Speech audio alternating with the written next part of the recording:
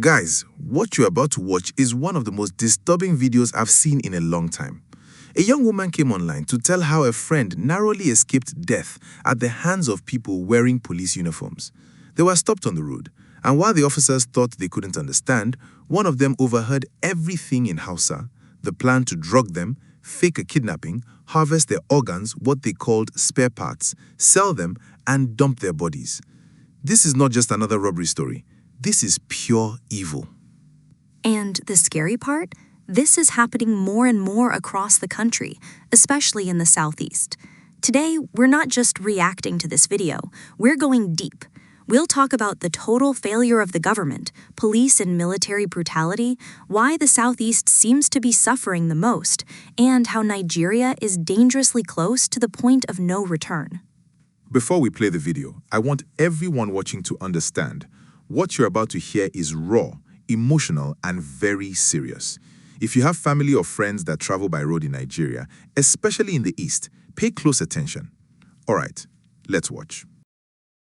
At this point, I think we should be very scared as Nigerians living in Nigeria. We are no longer safe. I just came off from a phone call with my friend just now, and she was gisting me of the horrible experience she and her friend encountered yesterday from policemen. Yes, now I'm going to gist you according to how she gisted me. She said they had this mutual friend that gave birth. So she and her friend decided to go visit their friend. And it's like a 3 hours journey from their place, like where they stay.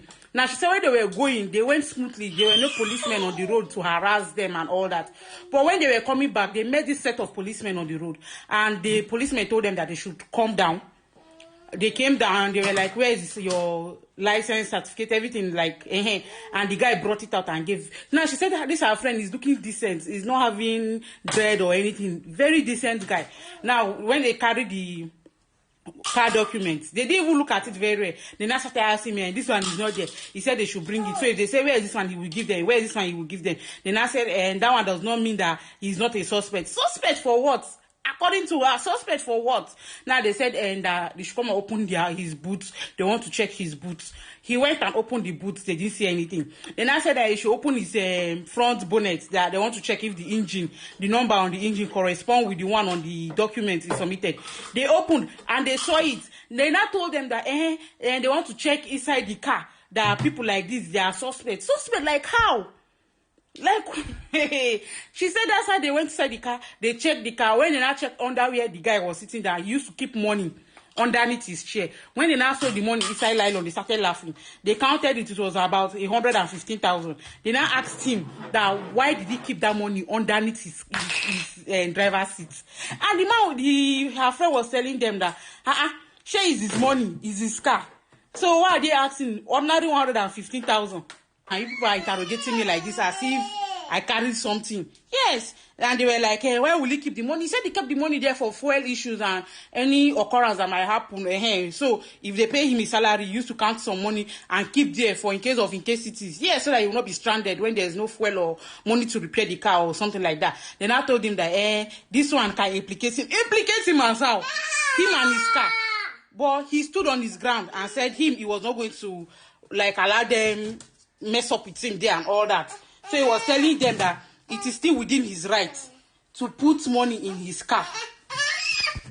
So when he was saying all that, they now said that they should bring their phone, that they want to check their phones. That was where the issue now started. He said he cannot give them his phone. That even if he will give them the phone, they should bring warrants for check. Yes, that he knows his rights as a citizen. She said she was scared, or at some point she wanted handing the phone over to them because she know there's nothing implicating inside her phone. The guy stand on his rights. Now this guy is working in an oil and gas sector and all that. So he stood on his right that he's not going to give them their phone. They were not telling him, this and that one. He said they said they will take him to their station. He said they should take him, but first of all, they should give them the name of the station so that he will call his lawyers so that they will come and meet him there. Yes. She said, according to her, these people were just making noise and all that. When the guy refused to give them the phone, they were not telling him that, see, they can just shoot him and this is babe now and throw them inside bush and nobody will know their whereabouts. She said at that point, that's when she became scared. When she was telling me on phone, I was scared for her. She said that was when she became scared. They were going back and front. The guy said he's not going to give them his phone, that they should bring warrant for checking his phone before he can give them his phone, or they should take them to the station and all that. Now, she said when they were staying there, this lady now, she's a Igbo. This thing happened in Igbo side, east. This lady grew up all her life in the north. And now, if you know in the north, they have different Hausa. They have Hausa that if they speak, even you that think you know Hausa, you will be lost. Now, this lady, you know Igbo people in the north, now they used to sell inside deep villages. Yes.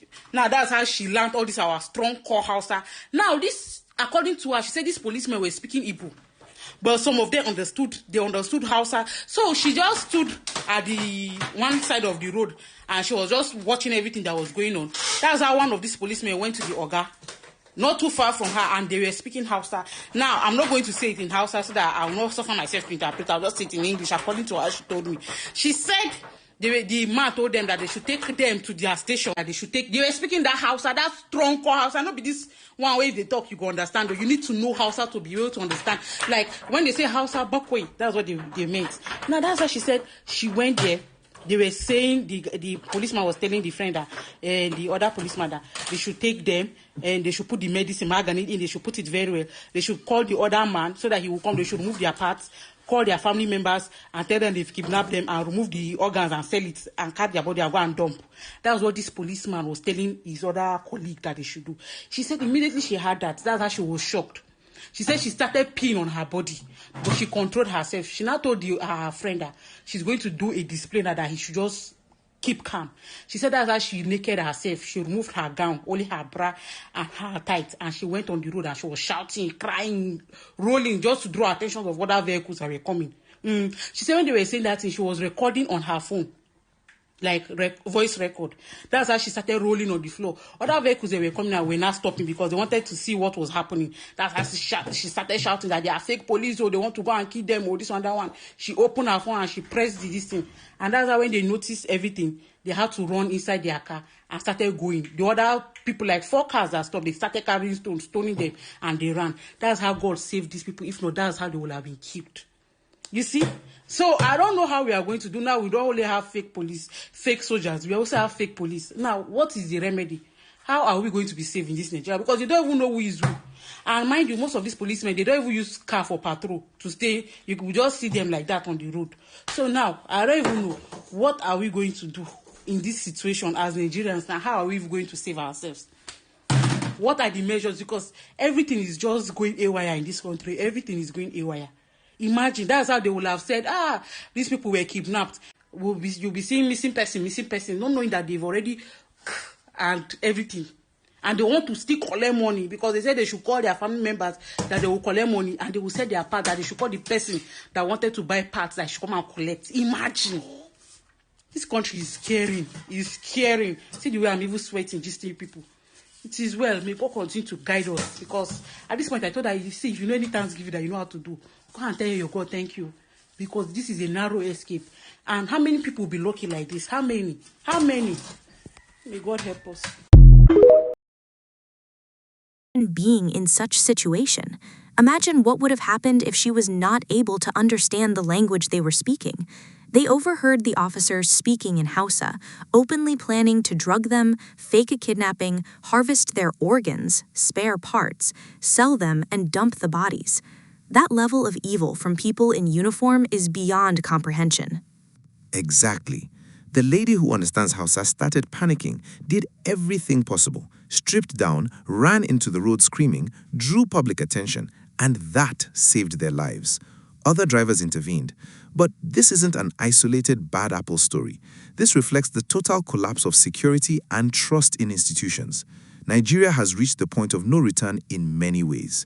The government has failed spectacularly at its primary duty, protecting lives and property. Years of unaddressing security, corruption in security agencies, and zero accountability have created a monster.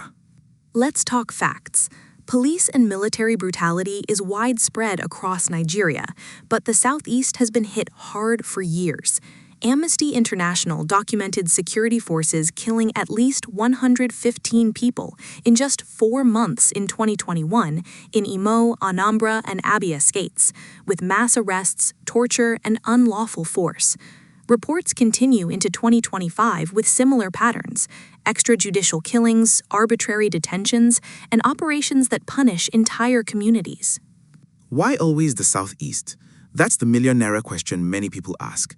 Part of it stems from the IPOB ESN separatist agitation and the heavy militarized response, raids, checkpoints, and operations like Python Dance that have led to civilian casualties and resentment.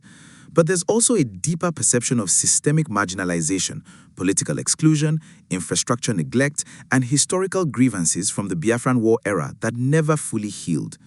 Criminal elements, kidnappers, ritualists, and unknown gunmen exploit the chaos, while security forces sometimes get accused of colluding or acting with impunity. Organ harvesting cases in places like Imo State have even been linked to criminal networks, with public suspicion falling on some anti-kidnapping units. This isn't just Southeast. Remember #EndSARS in 2020? Nationwide protests against police brutality, especially SARS, ended with the military opening fire at peaceful protesters at Lekki Tollgate. Dozens killed, many more injured, and years later, real justice and accountability remain missing. Across the country, Northwest banditry, Northeast insurgency, Middle Belt Fulani terrorist killings, the pattern is the same. Government failure to secure borders, equip forces properly, pay them well, or prosecute bad eggs. Corruption eats the security votes, and citizens pay with their lives. We're at a breaking point. When people in uniform are allegedly discussing harvesting organs like spare parts on the roadside, it shows the moral and institutional decay is deep. The government talks tough but delivers little. Insecurity drives away investors, destroys businesses, displaces families, and turns roads into death traps. Nigeria is now purely a failed state in several regions. Citizens now rely on self-help, community vigilance, or divine intervention because the state has repeatedly shown it cannot or will not protect them. This TikTok story should be a national wake-up call. Travel in convoys if possible, record every encounter, know your rights, and stay prayerful. But the real solution has to come from leadership. Genuine police and military reform, ending impunity, addressing root causes of agitation in the Southeast fairly, and restoring public trust. Without that, more stories like this will keep coming. And one day, the point of no return. Stay safe out there, Nigeria. The people deserve better.